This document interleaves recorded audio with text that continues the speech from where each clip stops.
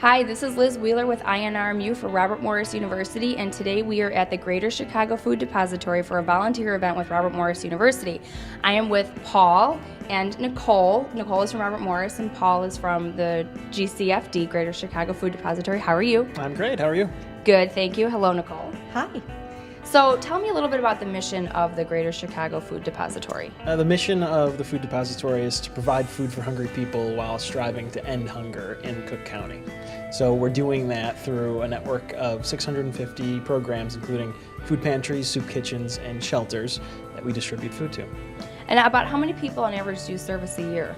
Gosh, we serve 678,000 men, women, and children every year, and actually we're seeing that number beginning to increase. In fact, last fiscal year, we saw 5.5 million individuals being served by our food pantries, which is a 70% increase compared to 5 years ago. That sounds amazing. And Nicole, what is Robert Morris's affiliation with GCFD?